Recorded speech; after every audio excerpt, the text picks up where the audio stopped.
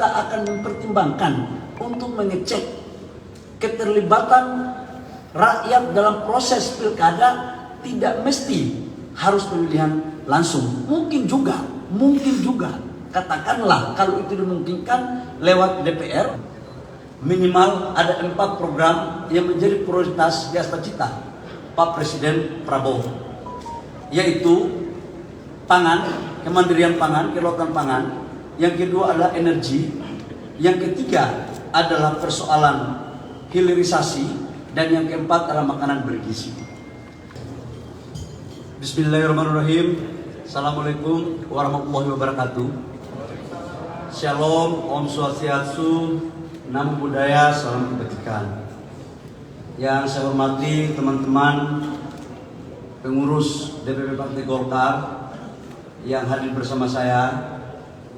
Ada Pak Sekjen, Pak Sarmuji, kemudian Pak Tahar sebagai Wakil Ketua Umum Bidang Kepartaian yang juga adalah Wakil Ketua MPR. Ada Ibu Mutia sebagai Wakil Ketua Umum Bidang Opini yang juga adalah Menko Info. Dan Pak Aceh, Wakil Ketua Umum sekaligus juga Gubernur Lemhanas. Dan beberapa pengurus DPP Partai Golkar yang lain, termasuk ada ahli ekonom dari pengurus Partai Golkar yang sekarang lagi bersinar, Pak Misbahun, yang sangat memenuhi layar-layar kaca. Bendahara Umum, saya tadi belum lihat. Bendahara Umum yang saya hormati, khusus kepada kakanda saya, Ketua Dewan Etik, Kak Hatta, terima kasih, dan seluruh teman-teman semua yang mohon maaf saya tidak sebut satu persatu. Alhamdulillah, saya mengajak kita semua, kita memanjatkan syukur kepada Allah Subhanahu Wa Taala atas limpahan rahmat kasih sayangnya pada hari ini. Kita diberikan kesehatan, kesempatan, dan berpikir pengabdian kita kepada rakyat bangsa dan negara, karena hari ini adalah kita masuk di penghujung tahun 2024, tepatnya pada hari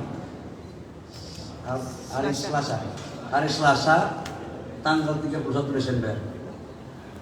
Teman-teman media yang saya hormati, perjalanan panjang tahun 2024 telah kita lalui bersama. Banyak torehan sejarah baru yang telah kita lakukan bersama-sama dari seluruh rakyat Indonesia, baik dari Aceh sampai Papua, dari pelosok-pelosok pedesaan sampai dengan perkotaan. Ada satu momentum politik yang belum pernah kita lalui bersama, yang namanya proses pemilu, baik pileg, pilpres maupun pilkada. Dalam sejarah bangsa kita baru kali ini terjadi pemilu bersama. Dan hasilnya pun alhamdulillah kita lalui bersama.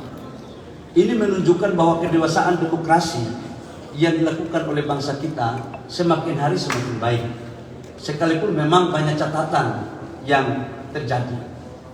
Kita alhamdulillah melewati pileg dengan baik.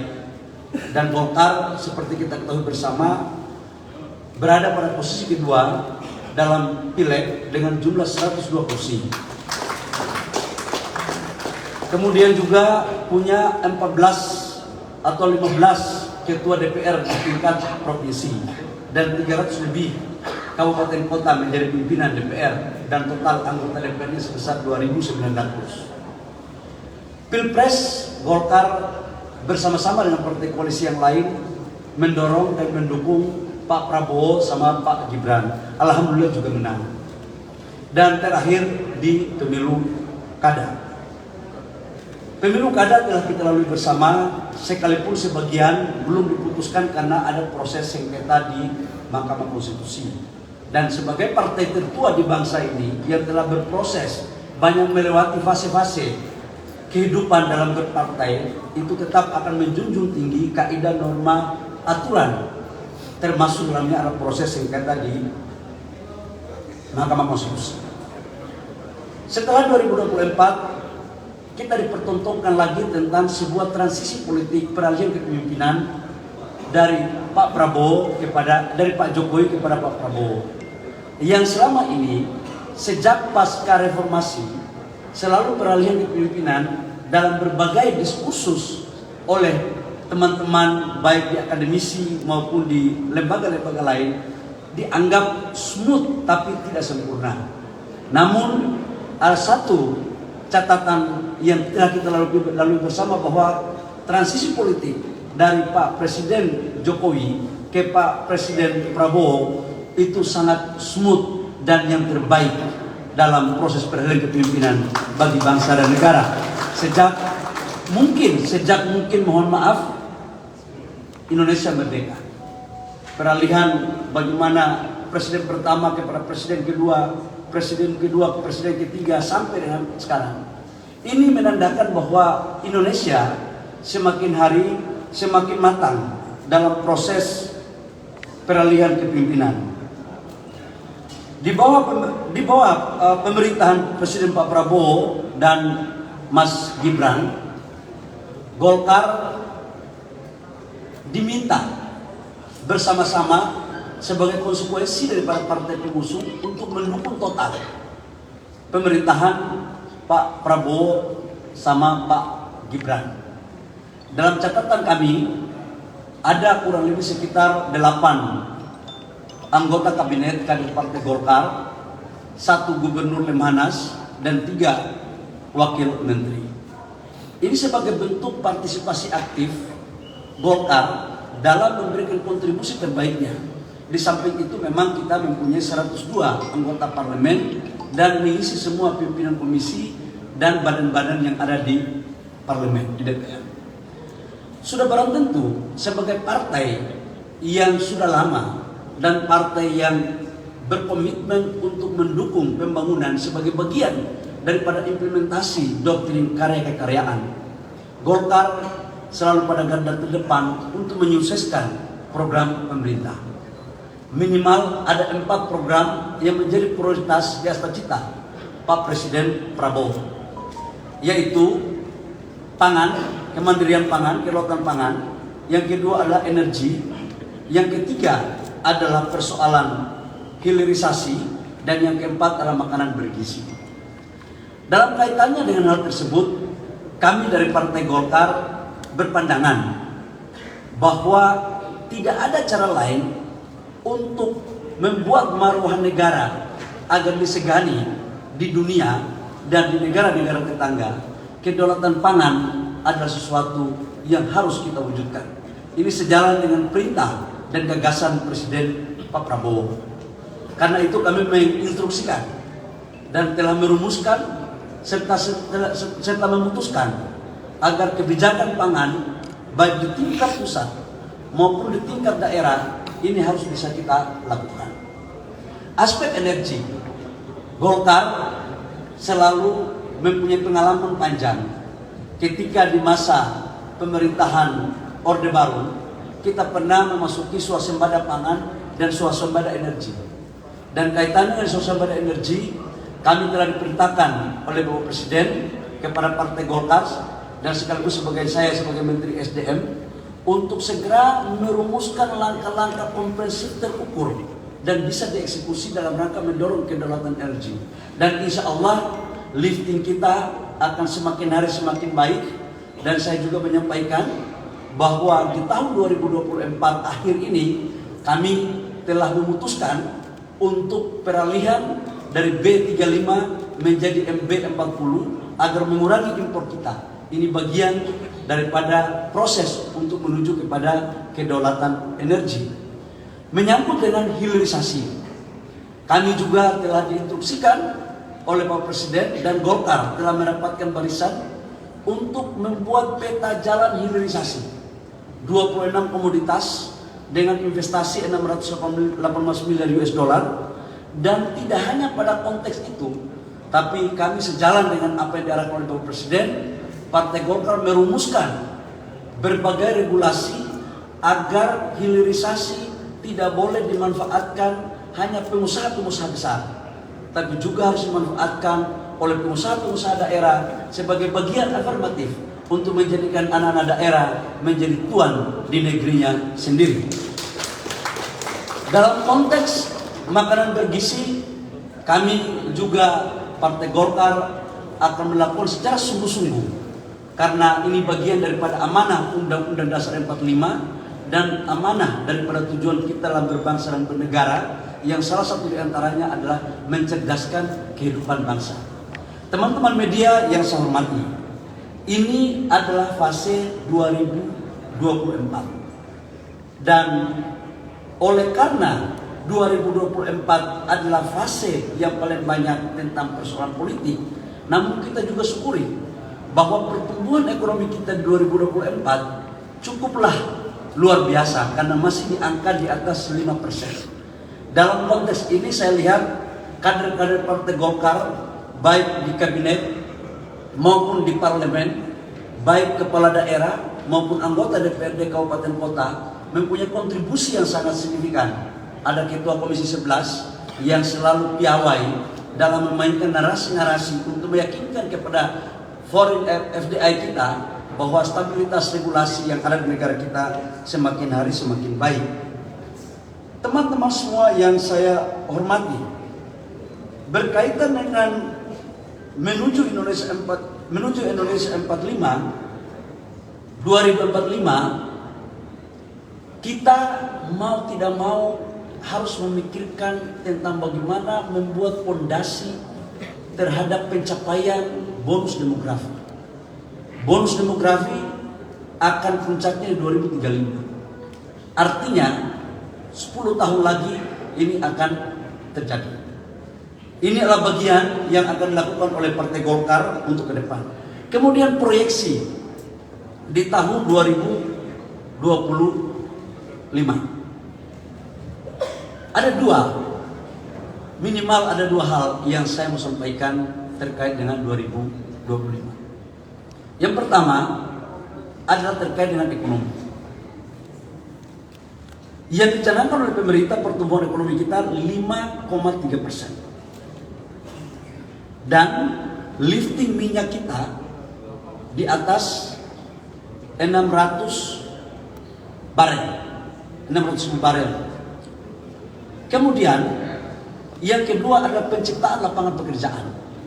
Dan yang ketiga adalah mendorong pendapatan per kapita.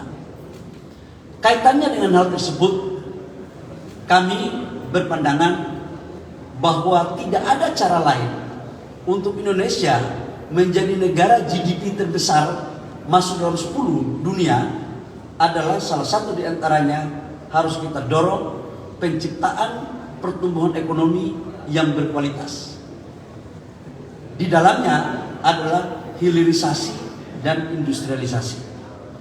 Namun harus juga kita ingat bahwa seperti apa yang saya sampaikan di awal tadi, pertumbuhan ekonomi kita ini lebih didorong pada sektor UMKM.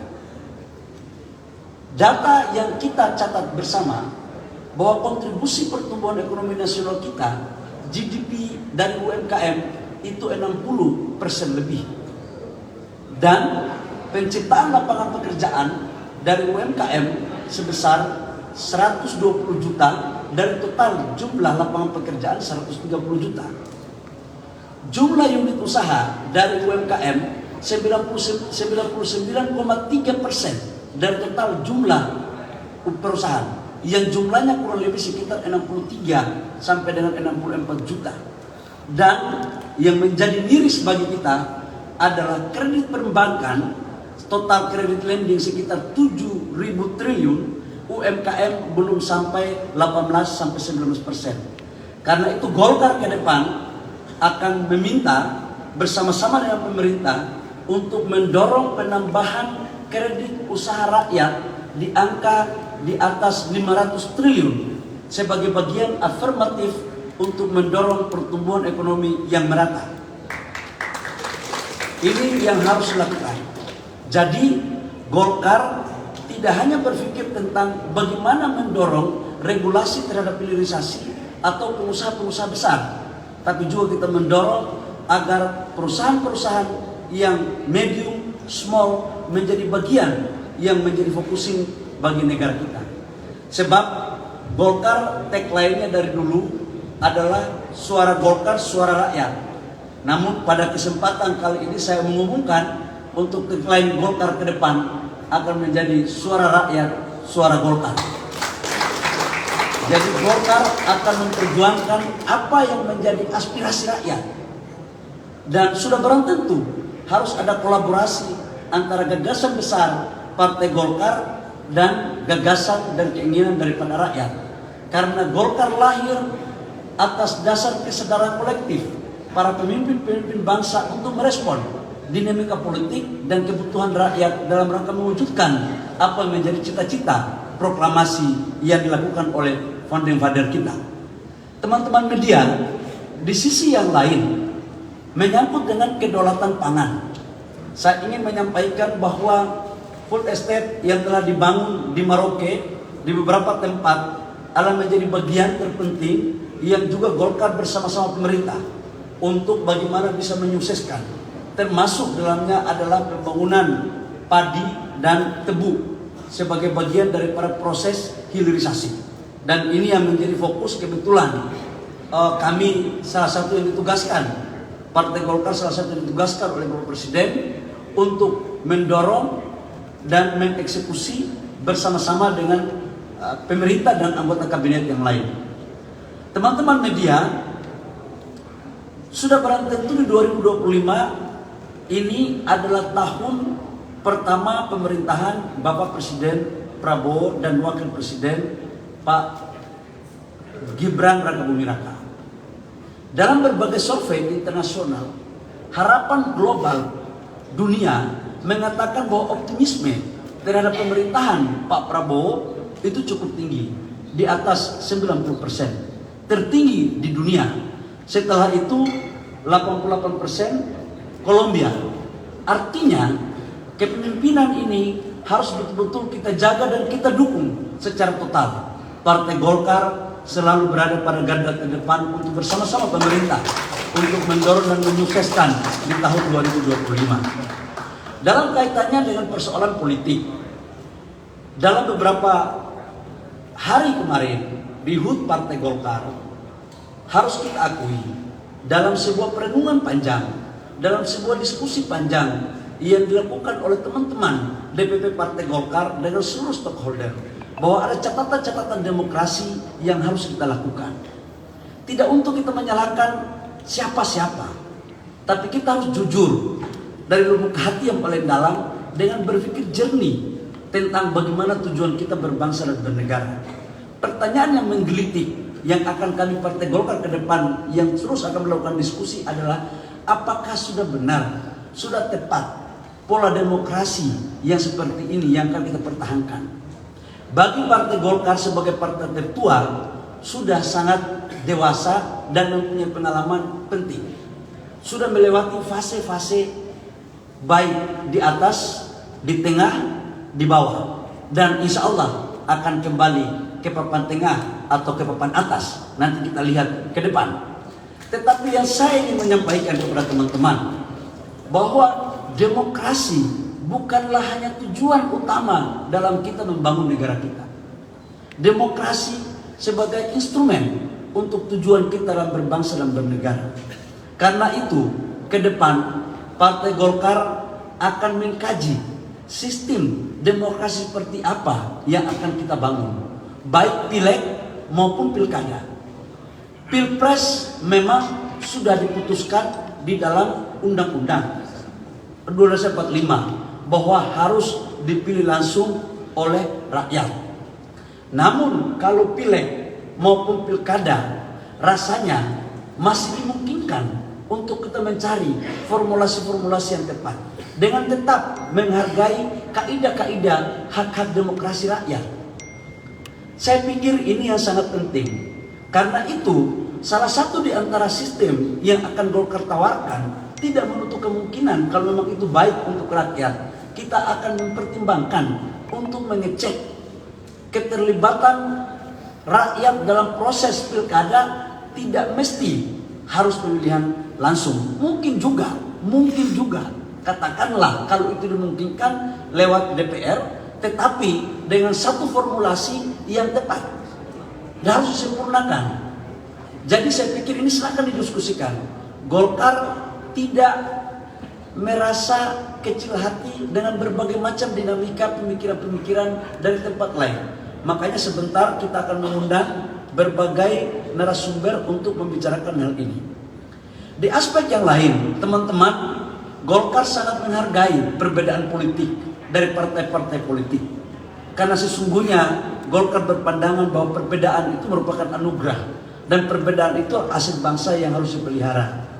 Namun Golkar berpandangan perbedaan itu sesungguhnya dijadikan sebagai pedoman yang konstruktif, yang positif, bukan untuk saling menggiring, bukan untuk saling membangun persepsi, bukan untuk saling menggiring. Harusnya tokoh-tokoh agama yang berpikir tentang bangsa dibawa kepada hal-hal yang tidak layak untuk dilakukan. Saya pikir ini menjadi kajian kita bersama. Dalam aspek hukum, Partai Golkar dalam beberapa fase dan partai-partai yang lain saya yakin juga pernah mengalami proses hukum. Karena itu kita sangat menghargai secara baik. Kita serahkan kepada aparat penegak hukum untuk melakukan secara profesional. Tidak untuk saling kita menyalahkan antara siapa yang benar dan siapa yang salah. Biarkanlah semua instrumen negara bekerja sesuai dengan aturan dan perundang-undangan yang ada. Terakhir, teman-teman media, saya ingin mengatakan bahwa negara ini kalau mau maju hanya satu kata, harus ada kekompakan antar sesama anak bangsa. Yang lalu biarlah berlalu. Yang belum baik di masa lalu kita perbaiki di masa depan. Bukan kita menarik terus ke belakang. Kapan bangsa ini mau maju? Dan masa depan bangsa ini ada pada kita semua. Saya ingin menyampaikan lewat pengalaman saya ketika masih menjadi Menteri Investasi. Banyak negara di luar sana yang belum tentu senang melihat negara kita menjadi salah satu negara yang disegani. Dan ini telah terjadi pada saat tahun 98-99. Dan kita sekarang sudah pada posisi pada on the track. Pertumbuhan ekonomi kita di atas 5%, inflasi kita terjaga. Penciptaan lapangan pekerjaan kita lakukan. Bahwa ada yang belum sempurna, itulah tugas kita untuk kita sempurnakan. Dan Golkar selalu berada pada posisi untuk menyampaikan ide-ide dan gagasan terbaiknya untuk sebagai kontribusi kepada rakyat, bangsa, dan negara. Lebih khusus dukungan Partai Golkar kepada pemerintahan Pak Prabowo dan Mas Gibran. Saya pikir hanya ini yang perlu saya sampaikan pada kesempatan yang berbahagia ini. Sebagai partai yang inklusif, partai yang tidak membeda-bedakan antara golongan. Saya tadi terenyuh mendengar sambutan dari Wakil Ketua Umum MPO tadi bahwa Golkar sekarang ketua umumnya itu sudah dari Aceh sampai Papua. Beragam. Karena sebagai bentuk inklusivitas, saya sebagai ketua umum Partai Golkar mengucapkan selamat Natal kepada saudara-saudara saya yang menjalankan Natal. Karena ini masih hari Natal. Kalau kami di Papua, Natal itu sejak 1 Desember sampai akhir Januari. Jadi ini masih dalam suasana Natal. Maka izinkan saya dari lubuk hati yang paling dalam menyampaikan selamat Natal, damai selalu menyertai kepada saudara-saudara saya umat Kristiani dimanapun berada di seluruh tanah air, dan selamat tahun baru kepada seluruh rakyat Indonesia. Kalau tahun baru ini tidak pernah membedakan agama, tidak pernah membedakan jenis, dan tidak pernah membedakan dari kampung atau dari kota. Karena itu DPP Partai Golkar mengucapkan selamat tahun baru. Semoga di tahun 2025 kita semua selalu dalam lindungan Tuhan Yang Maha Kuasa, Allah Subhanahu wa Ta'ala, dan memberikan kontribusi terbaiknya kepada rakyat, bangsa, dan negara. Terima kasih. Kalau saya bilang Golkar solid, Indonesia maju. Sebagai bentuk komitmen kita kepada rakyat, bangsa, dan negara. Golkar solid, Indonesia maju. Wabillahi taufiq wal hidayah. Wassalamualaikum warahmatullahi wabarakatuh. Shalom, Om Santi Santi Om, Namo Buddhaya, salam kebajikan.